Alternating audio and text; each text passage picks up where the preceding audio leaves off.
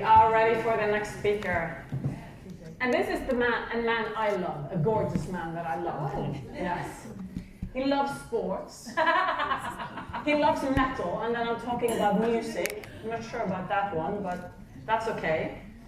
And he is about inspirational quotes and reading when you follow him on. He's all over the place. But it happens that he is very knowledgeable too, and that we like. We love education, don't we? Yes. His list of achievements, titles, and experience is so long. If you're here for the first time today, Google him, because it's too long to do, but you're going to be really impressed. Most of you have heard him before. And he is bringing credibility to this company. And he is all about teaching us and everyone else to take responsibility for their own health. Own your own health. You probably heard him say it a lot of times. And he will not tell you what you want to hear, but what you need to hear. So please welcome up on stage the CPO, Dr. Colin Robertson.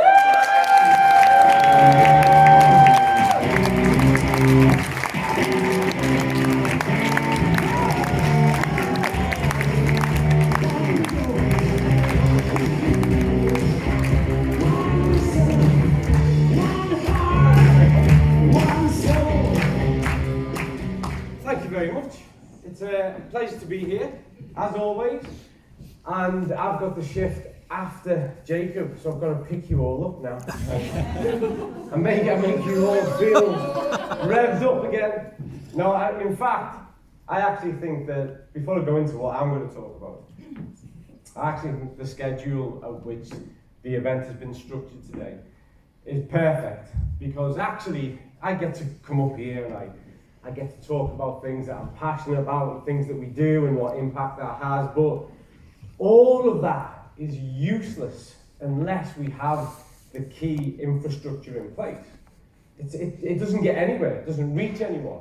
The most fundamental part of that infrastructure is actually you, because you're the people who are having the conversations, who are meeting people, who are building those networks, who are engaging people in a health message and telling them all, equipping them all with a way in which they can do things better.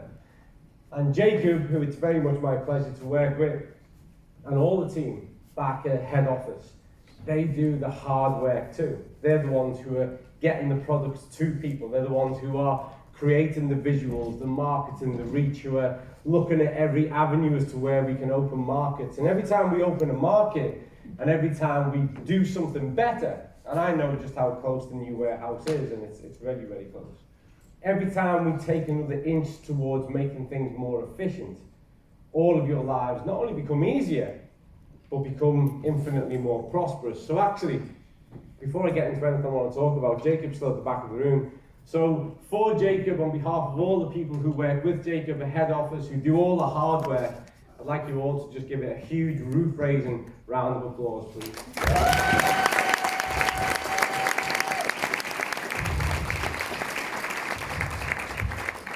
Now I'm checking the clock, because I need to be on time.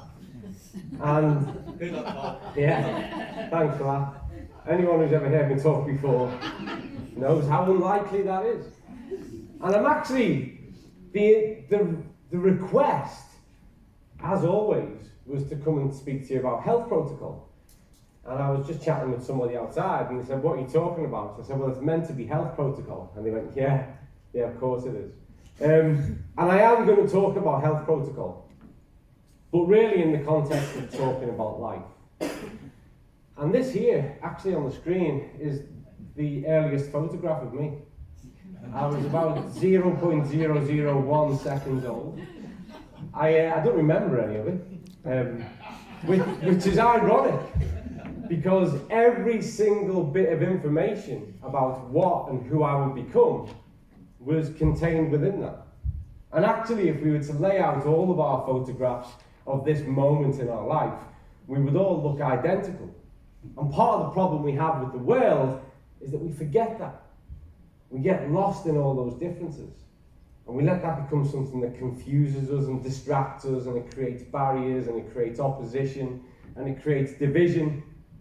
But that's what we are. We're one cell that divides and turns into 2, into 4, into 8, into 16, 32, 64, 128, 256, 37 trillion. And then you're 37 trillion cells for a lifetime. And if you were to look through a microscope at 300 times magnification, you would see something that looks a lot like this.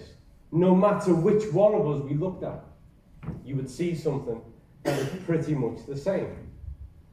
And so now it falls upon me, we're only seconds away from the 11th hour on the 11th day, and as somebody who has quite proudly served their country in the past, and I know that I have brothers and sisters in the room who put the uniform on and done the same, I would like us all together to remember this, and to remember all those people who've made the ultimate sacrifice so that people like us get to sit in rooms like this and have moments like this and discuss health and wealth and have a future.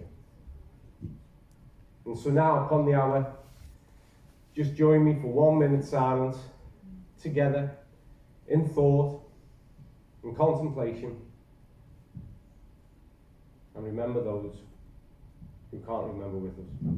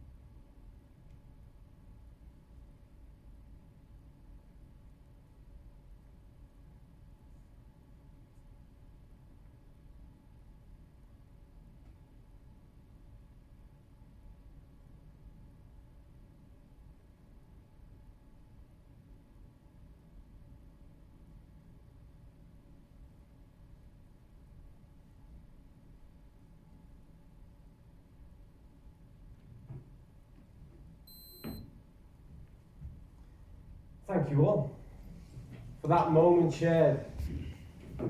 Let's share loads more moments. And let's never forget this. Because believe it or not, and this is going to sound really fake and patronising, but I think about this every single day of my life. And ever since I first saw one of these, I've been fascinated. I'm fascinated because it's what all life is made of. Everything. All life contains cells, and all cells contain life. And if we go further back, all life on Earth looked like this. They were marine microbes, single-cell organisms, floating about. They figured out how to communicate. They developed something that we call a metabolism. Does everyone know what metabolism is? Why the small laugh? Everyone know what metabolism is? Yeah. So you all know what metabolism is, yeah? Yeah? Don't all shout at once, it's overwhelming. It's a big room. So you all know what it is? Great. Hands up, who's got a fast one? Oh, a couple of high. Hands up, who's got a slow one? Okay, both groups are wrong. You've all got a metabolism. There's no such thing as a fast or a slow one. If you want to speed up your metabolism, go and do some strength work. Develop more lean mass, which is more metabolically costly. It will cost you more energy, and therefore you will have a greater metabolic outcome. But the rate at which our metabolisms work is the same. And then there are people who go, no, that can't be true. In fact, just the other day I was at a big conference in Birmingham, and I gave a talk, and I discussed metabolism, and there was a gentleman sat not far from where you are. And I explained that all our metabolisms are the same. And he wasn't in the best shape. I don't think he'd mind me commenting. And he said to me, that can't be true. He said, I've got to disagree. I said, okay. And he said, because if that was true, my wife would be 25 stone. And I said, and is she only 23? And he took it well. Never missed the opportunity to get a punch in. And I said, so why do you think that then? And he said, well, I eat loads. You could tell. And she eats what I eat, and she's not as big as me. And I said, well, you've got to bear in mind that there is a difference between the sexes, between male and female. Average metabolism for a woman is around about 1,900 to 2,200 kcals per day, and for a man it's around about 2,200 to 2,500, average for average people.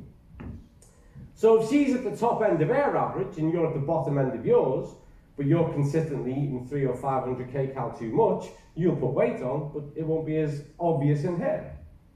And he was like, I'm still not sure. And I said, well, with due respect, I can't give you a whole lecture about metabolism just about you and your life. But it is true. Later on, when I was chatting to this guy in the break, he told me how he goes to McDonald's 3 times a week. He told me about what he has for breakfast, the snacks that he has, told me that he'd be in such better shape if he stopped having Mars bars every day, twice. And I said, then, does your wife eat all this? He went, no. I was like, so you know when you told me that you ate the same thing, there's a bit of a difference. But back then was when we developed our metabolism, and just as well, because by doing so, we had sufficient power to divide and become multicellular. And the reason why I show this picture a lot is these are marine microbes, and these are gut microbes. And they're very, very similar. Back then is what we call the first era of human nutrition. This is evidence of the second era. So the first era, floating around, absorbing things from water. Second era is the one you're more familiar with. Up until very recently, and in fact some of you in the room probably still do this, is where you ate real food. So you ate things that grew in the ground, that came off trees and plants and that ran around. So you ate real things. Everyone familiar with that? Yeah. At least in concept. Yeah, you've all seen it happen. You've probably watched the documentary. And that's the second era of nutrition. And in this gut, and remember, we have learned more about the gut in the past 5 years than we'd learned in the previous 50 years. And the science of the gut is turning over literally day by day. We've had a pledge, which is to create a test of gut health.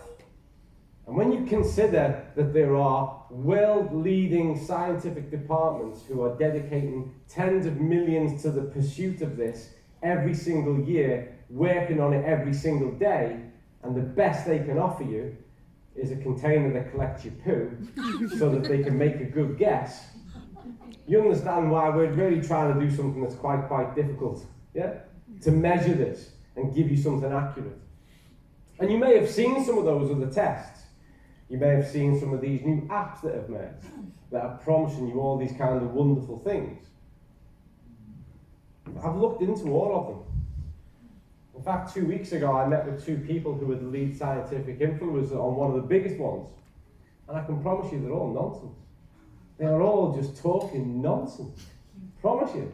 And they can lead out their top scientific guru, and I'm happy to have this debate, so long as we have it live in front of a huge audience. That's my only request. So, it's 70% of our immune system is in here. So this gut is there to help you, to keep you well and make you well. It's the well of emotion. So within the gut, you know the phrase, a gut feeling, yeah? All familiar with that? Yeah. But the gut is the center of emotion. And that's why it can be hijacked so easily. That's why certain foods have a feel-good factor. That's why certain foods are comfort foods. Because by engaging with that space and the serotonin channels and all these kinds of enzymes and hormonal activities, they can literally manipulate how you feel. And certain food companies know all about that. And so they make foods that are highly addictive, that you will consume to feel better, high in energy, low in nutrients, for a consumer for life. Because it makes you feel good. Yeah? When was the last time you ate asparagus and felt really, really happy? It's not quite as provocative, is it? So it's a hard battle. And this is the center of the human universe. I promise you now. Thousands of years ago, physicians, scientists of the day, they'd figured out that if you looked after the stomach, the gut, you looked after the human. And sadly, we abandoned that. in around about 1948, for real. We kind of went, let's just move on with this new technology. And it's been catching us out ever since. I've shown this image once before, and I'm showing it again now. I think it's incredible. You might be less impressed. But this was the first live capture of a mitochondria. The mitochondria is the powerhouse of every single one of your cells. This is where true energy comes from. And when your mitochondria are protected, it's kind of like you've got the lights on at home all the time. Everything's firing away. The system is ready to engage and to produce energy and give energy on tap. A lot of the common issues and health complaints we have in the modern world, at the heart of those problems is mitochondrial dysfunction, particularly if you look at autoimmune conditions. So saying to somebody with an autoimmune condition, say it's fibromyalgia or ME, like you just need to get up and do some activity, is nonsense. It's like trying to drive a car that doesn't have an engine. It's impossible. You have to work around those protective factors first. You have to re-engage the mitochondria. And I love this image. It's live capture. It's the real thing, firing away. And the two reasons that people always give to me as to why they don't do enough physical activity or exercise are: one, they don't have time, that old mythology, and two, they don't feel they have the energy to do it. Lacking in energy and lacking in time. You all have plenty of time. You've got 168 hours in a week, 24 hours in a day. It's all about the value that you attach to certain activities, whether or not you prioritize and whether or not you do them. If you ever look for an excuse, you're guaranteed to find one. But having a legitimate reason, the book is really small. And that's just the truth. And I'm happy to call you out on it. I'm as busy as anyone, still exercise every single day. You're lying to yourself first, and then everyone around you to get someone to agree. And then energy, well, energy has to be created. It can neither be exchanged. It can neither be created nor damaged. You have to just get up and go. You have to get past yourself. And waiting for you, if you eat well and you protect this and you nurture it and you give it all the nutrients it needs, is this incredible power plant that is there to drive you on to do whatever you need to do. But you've got to feed it. You've got to protect it, you've got to nurture it, and you've got to give it nutrients. And we have a problem. Do you know what that problem is? Again, don't all shout. So just for the record, okay, I'm just going to explain something to you.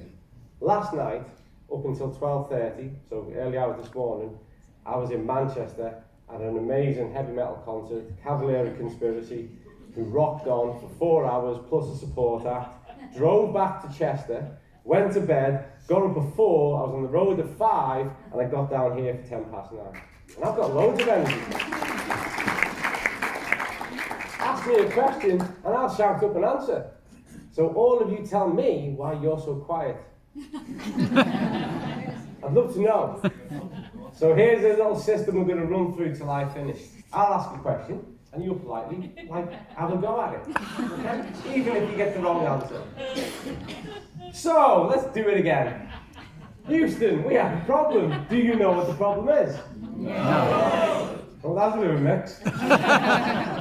But it was nice to hear you. That's the problem. We have a huge multi-billion pound organisation that has created a disaster, a health catastrophe. And you know what I love? Is that if I'd said that 5 years ago, it would have been considered as something like, a conspiracy theory, or really controversial. And people say, you can't say that. And now, every single health board across the world agrees. Is writing white papers, consensus papers, world-leading medics, health authorities, health specialists, research departments are all going, yes, the problem is ultra-processed food. That's the problem. So now it's no longer a crazy thing to say. And if I kept saying it for long enough, everyone else would catch up. I want you to believe me on something else. Iron Maiden are the single greatest music band ever. You might not believe me now, but I know the day will come when you'll all be believers. So in the third era of food, which you're all familiar with, because I can see the ages around the room, because you're either a bit younger than me, or a bit older than me, or more or less the same age. Well, we grew up in this, which was the onslaught and the onset of this. And they started to dominate the marketing, the message, and everything that we learned about food. And they taught you a language about food, because it was the only way to make sense of what they'd done. So everyone started to count calories, and as they started to count calories, they got bigger and bigger and bigger, everywhere all over the world. And as we had access to all this really multicoloured, textured, flavoured food, everybody was getting sicker and sicker and sicker. And everyone was developing an addiction to this. And you can't be addicted to food, but you can be addicted to ultra-processed food, because the definition of ultra-processed food is a food-like substance. It no longer categorises as food in the first term. And so this is a huge problem, because when I said to that chap in Birmingham the other day who goes to McDonald's 3 times a week and doesn't understand why he doesn't feel great and he's overweight, I said, imagine what would happen if you cut down to 2. Just 2. Imagine if you went from 3 just to 2 and you made that improvement. And you know what he said to me? I don't know if I want to imagine that. It's hard, isn't it? And then someone else who was passing by said, it can't be that bad for you. And you feel like going, you know I'm talking to him, don't you? Like, I'm not being rude, but just take a look. The guy goes there 3 times a week and is speaking to me about health. And so the case point of evidence right now is this, and you're going to tell me that this isn't a bad thing to do. Do you remember lockdown? Yep. Or have you all got PTSD and forgotten about it? The thing that appalled me most about lockdown, and there were lots of things that appalled me. I was a part of the strategy group here in the UK in the wake of it, working with the NHS and Health Education England on how to put it right and recover people. But the thing that appalled me most is that when they lifted the lockdown 1 and let certain fast food places open, people were so keen to get back, they caused roadblocks. They brought the traffic to a halt, and families were sitting in cars for 4 hours plus to get there to get a fix. You're telling me that's not the behaviour of addiction? Last time we saw someone doing that for a bag of sprouts. When was the last traffic jam that you saw for broccoli? It's interesting, isn't it? How many people in the room have got children? When was the last time you sat in traffic for 4.5 hours and had a good time? 4.5 hours. Just locked in your car, inching forward to get your fix. That's addictive behaviour. It's crazy, isn't it? And it's normalised. And so, this is powerful stuff. If we go back a moment, it interacts with the system, it interacts with the stomach, it's highly addictive. It controls emotion, and by controlling emotion, it manipulates mood state, takes that hijack, and therefore it gets into your head and influences the choices you make. Also, they run multi-million-pound advertisement campaigns so that everywhere you go, you see adverts for it, which completely normalise the behaviour. Whenever I go in the world, I check a few things out, and certain ones of these have different strategies based on the rules. But in 2 countries I'm aware of, one of these fast food places are allowed to put markers up to tell you just exactly how many metres away you are from the nearest one. So they'll count down the metres with big arrows, because God forbid you dare to walk past one. Or imagine if you were in such a food frenzy and you're going, where is my happy meal? Oh my God, there it is. Follow me. Follow the arrows. There's only 10 metres left. It's crazy, isn't it? And it's around us all the time. It's on all the adverts, it's on the billboards, it's on your internet feed, and then the people you know do it. You go, it's okay, once in a while. So, we have a solution for it. Because, I'm going to check my watch, because there's like a random clock here. I think I've got longer than that. Just letting you know. The problem is, are there any nutritionists in the room? Good. So you'll know the problem.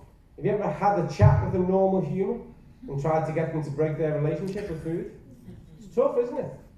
It's easier to talk them away from the children for a week. You want to leave your kids at home for a week and have a week in the sun? Yes. You going to stop eating that cake every day? No. People get irrational about food.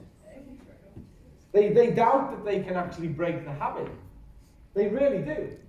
It's like it's so compelling. And think about it. Most of the things that influence your life are external.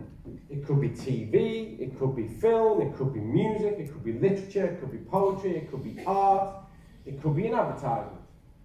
But food is internal, it's endogenous. You take that from the outside and you put it inside, and it biochemically interacts with your body. And certain types of foods that are based off bliss point technology, which will willfully manipulate the release of dopamine, the reward hormone, to make you feel good. Some of them prompt a response from oxytocin, which is the love hormone, so you literally feel that kind of sense. That's a powerful thing to break up. Also, people who feel like they don't have sufficient energy, they get used to the roller coaster of glycemic highs. Sugar highs and sugar lows, and it's a really easy fix because you eat something with refined sugar, really simple, non-complicated source of energy, you get the rocket high, and then you get the low, but that's okay, because how do you fix the low? Just go and have some more. I've worked with people in clinic who need to lose weight to have life-saving operations. And for some of them, we only had to change one thing. You know what that one thing was? Not drinking 2 litres of Coke every day. That was enough. Like when you do all the other stuff, just don't drink 2 litres of Coca-Cola every day. We'll get the weight off you. Do you know how many of them found that a struggle? Do you know how many look you in the eye and go, I don't know if I can do it? And then you say, you need to drink more water, and you go, it's boring. And you go, I know, Coca-Cola's really exciting. It is, isn't it? Comes leaping out the bottle, little pink 221. It's really exciting stuff. So it's funny, isn't it? And why? Because it's really powerful. It takes advantage of how you think. And actually, all the evidence as you move forward. So now I want to consider something for a moment. If you're aware of this, maybe you are. But actually, as you start to increase and become overweight and start to head towards obesity, there's a disassociation between the hormone leptin, which regulates body fat, and adipose cytokines, which actually influence brain behavior. And there is a disassociation. So now what happens is it starts to affect how you think about them. And no longer does it tap the brakes for your appetite. And in fact, even when you've ate a lot, because of this disassociation between leptin, it actually encourages you to eat more. Because it can't find the nutrients. Your body is craving nutrients and it can't find them. And so even when you've massively overconsumed and you have a full bolus, that's a full stomach, those hormones at play will go, eat more, keep eating. And that's why obesity should be diagnosed. It should be considered a diagnosable disease. There's a huge amount of pathology that goes on.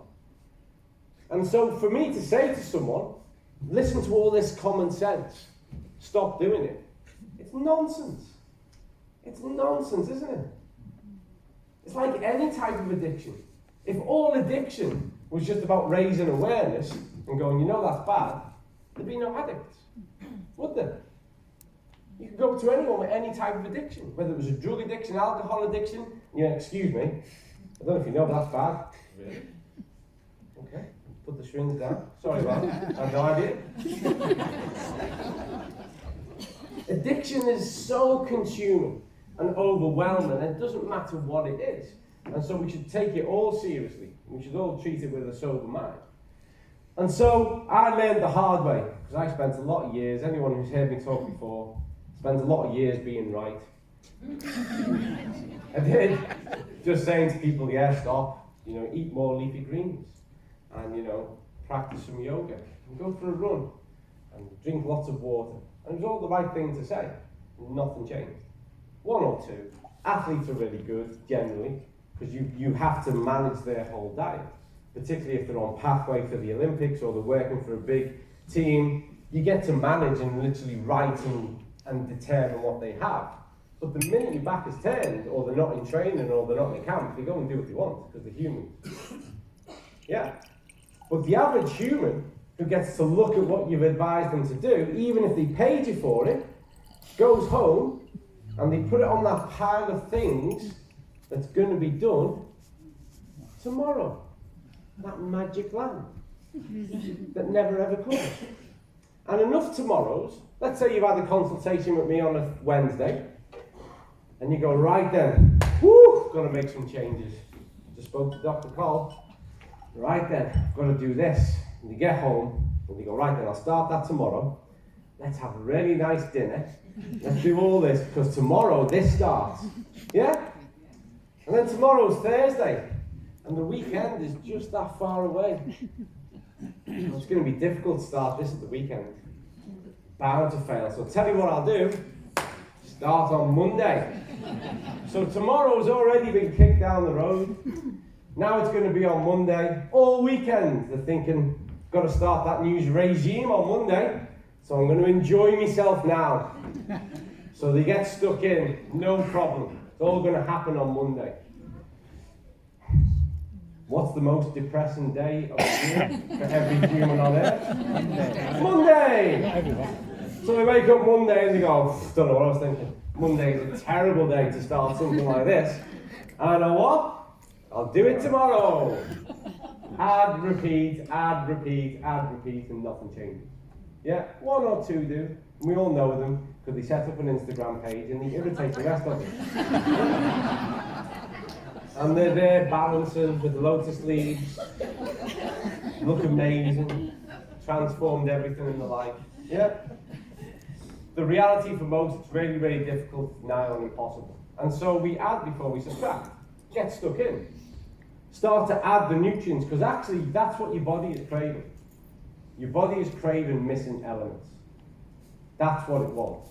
And once it starts to get them, it can function differently. So regardless of the noise around what you do, as you start to add in those essential nutrients, you start to change how the body functions. And when you start to change how the body functions, you start to change the body's requirements. It's no longer in this endless pursuit trying to sift through this energy high, nutrient low noise in the hope of finding some nutrients. It's actually got that tick in the box. It starts to help to regulate appetite. Starts to help to get you to think more constructively and cognitively function at a different level. It's a catalyst for more meaningful change. And why? Because that's endogenous too. You're bringing this into the system and you're starting to change fundamental aspects of your pathophysiology. It's powerful. So just get stuck in. One of the reasons why I fell in love with Zinzino when I heard about it as an organisation was the fact that not only what it produced and what it created was so well stacked and research evidence up to date and actually leading the way, but all of it was based around a workable strategy. Because prior to that, I'd say to somebody, okay, don't worry about all this, just add blueberries to your porridge. And you go, porridge? And you go, okay, add blueberries to your, I don't know, Cocoa Pops. Actually, don't add blueberries to your Cocoa Pops. It's a terrible idea. Isn't Cocoa Pops mad when you think about it? Do you remember the advert used to say it's so chocolatey, it turns the milk brown? Because other chocolatey things just weren't chocolatey enough. They weren't turning the milk brown. It's only at that point that you went, now I'm satisfied, this is chocolatey enough. Because this little monkey has told me that a bowl of type 2 diabetes for my children is a good way to start the day. Yeah. Oh, you can clap! So everybody fell for it! Yeah. Everyone's going, well done, Carl. Yeah, I've done that. Yeah, well done. And if it wasn't a monkey, it was a sugar monster or a tiger, because we all know tigers know about essential nutrition, don't they? So when a tiger goes, it's great, and you go, yeah, you just eat wildebeest. Why are you frogging me cornflakes? So, we're going to balance, we're going to restore, we're going to boost. The clock says I've got 4 minutes. I'm telling you I've got 10. Let's get through it. Now this isn't working. So we add before we subtract. And this is what I'd encourage all of you. Don't get lost in those conversations. I don't even have them anymore, if I'm honest with you. That the other day was a rare moment because he'd stood up in front of a room of 1,500 people and asked a very vocal question. I took it on, and afterwards he wanted to speak to me, which is fair enough. He was a very nice guy, actually. With the people you speak with, do not get lost in this whole notion of what they shouldn't do and what's wrong, and acting like some kind of minister or priest of that's good and that's bad, evil and this is virtuous. Don't get lost in that. Don't get lost in any of it. Just start to do this. Start to add this in. Start to do the good stuff and start to make a positive change. That's it. I'm a great believer, fundamental believer, that all we ever have is right now. Past is gone. If you're holding on to it, you're literally cradling your regrets. So let them go. It's gone. Can't do anything about it. Anticipation about the future is all fictional. You've got no idea what will happen. No idea. So when you worry and when you stress, you're just imagining horrors. Forget about it. What you've got is right now. So rather than focus on what's going to be for dinner and what's going to be for that, just do this now. Take this now. It's going to start to make a difference now. That's all you need to focus on. Take this step now. Add before you take anything away. Less accurate, but more entertaining picture of cells. And it shows actually cell division and cellular interaction, which is how we function. 37 trillion of them. It's amazing. It's a number you can't really imagine, in all honesty. It's a bit like when I was a child growing up in Liverpool, we were impressed if somebody won the pools. And then if you heard about a millionaire, but now no one's impressed unless you're a billionaire. Which is crazy, isn't it? It's how things move on. So imagine 37 trillion. You can't. But have a go. That's what you are. And they're turning over all the time. All the time. They're changing right now as you sit here and listen to me. The best investment you can have in the next moment, and I mean in 10 minutes time, in an hour's time, is based on what you do right now. Are you going to drink water? Or are you going to drink 20 coffees? That's your choice. It's going to shape up how you are later today. And so, when we take something that is going to engage meaningfully with our physiology, with our biochemistry, it doesn't wait, it doesn't hide somewhere to activate, it starts to make a change there and then. And we do this because this powerful component has been lost and been left behind, which is the relationship of DHA and EPA. 60% of your brain is fat, 20 to 25% of that should be DHA. When there is a compromise or a deficiency of DHA, you're literally bringing about a cognitive deficit. And the longer you live with that, the more perilous the outcomes. It's just a fact. I'm not a scaremonger. I don't believe in invoking fear. It's just a fact. So if you want to start to think differently about what you do and feel more empowered, change how you think. If you want to change how you think, make sure an essential component of brain is in place. Makes sense, doesn't it? Don't all shout at once. Yes. EPA is what we class as the anti-inflammatory. And this is where we talk about the marine-based omega-3s now. And EPA is the one that plays and works offset most immediately against the arachidonic acid, which is the pro-inflammatory. You need the pro-inflammatory. The problem we have is we've got too much of it. And we need to counteract that with sufficient amounts of EPA. And the target is somewhere in the range of 500 mg per day of them both. And what we're aiming for is an omega-6-3 ratio of less than 3 to 1 and an index or level that is above 8%. So above 8% of your total fat is made up of these two. When we measure the world, and I haven't brought any data today because I do that all the time, the average is that people are less than 4%. And this can be categorized against your risk of developing a non-communicable disease. That's how profound it is. So just take it. There's got to be a bottle somewhere. There's a picture of one. Just take it every day. And it couldn't be any more easy. It's this much in a cup. Just take the oil. Just drink it. And sometimes people say to me, what if I forget? And I go, that's probably because you're deficient in DHA. So you definitely need to take it. Write a big thing on the fridge that says, take the oil. So it's there when you open the fridge. Oh yeah, let's take the oil. Build a strategy around not forgetting until you don't need to not forget. Until you remember for yourself. It's really simple. Take it every day. Consistency is key. You are all the direct outcome of the things that you do most often. That's what you represent. Just take it every day. Sometimes people go, shall I have a period where I come off it and then go back on? And I always go, do you do that with water? That's essential. Do you do all your drinking of water in January and take 2 months off? I don't think you'll make the 2 months. Take it every day. It's an essential nutrient. Your body can't manufacture it. It is so powerful in how it controls your inflammatory markers, and it is so powerful in how it influences brain behavior.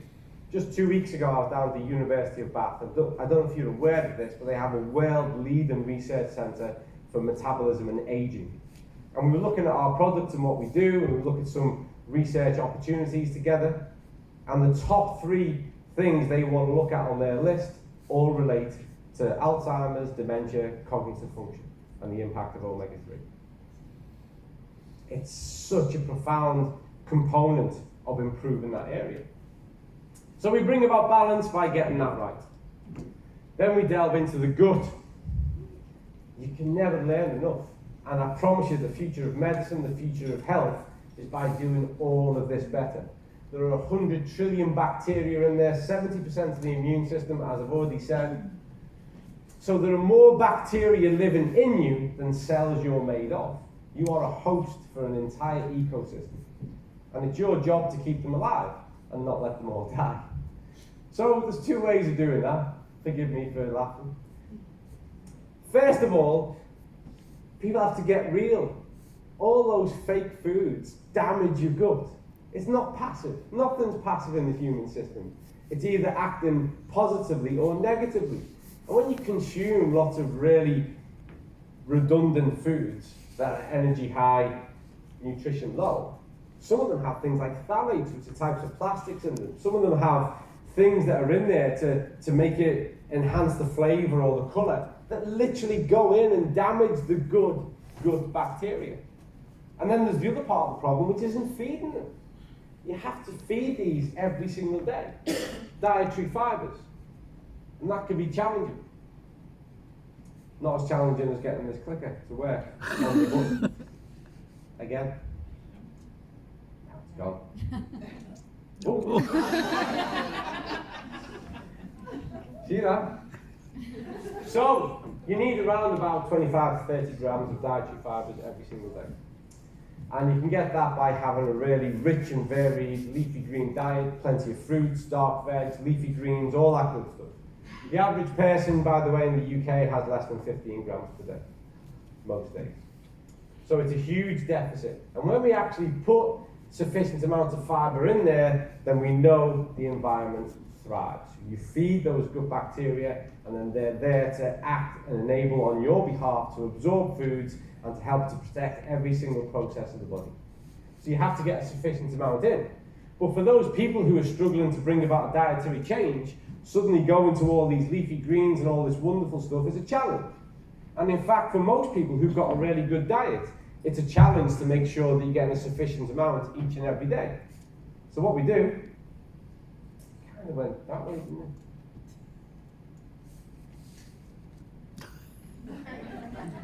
That was just so slick, wasn't it? We have Xenobiotic, which is a proprietary dietary fibre blend, which reduces blood sugar spikes, promotes good health, helps to balance your cholesterol. Remember, cholesterol should work off a ratio of LDL to HDL, normalise your bowel function, and balance the microbiome. It's a powerful product, and I know I'm beyond time, and I'm going to wrap this up very, very shortly, gentlemen at the back. But this is a product you experience. That's all I'm going to say. So, if you don't have a diet that's high in dietary fibres, and you suddenly dive in for 2 scoops a day, plus you chuck an extra one in your lean shake, and then the toilet becomes your best friend, that's on you, okay? You might want to just build up half a scoop to a scoop, build it up gradually over time, because remember, that half a scoop every day for a week is an improvement. The week after, a scoop a day is an improvement. The week after that, a scoop and a half a day is another improvement. And then you get to 2 scoops if everything's going okay, everything's working well, and now you're at a level that you want to maintain. Work towards improvement, not perfection. And this leads us into the final part of the health protocol equation, which are those vitamins and minerals.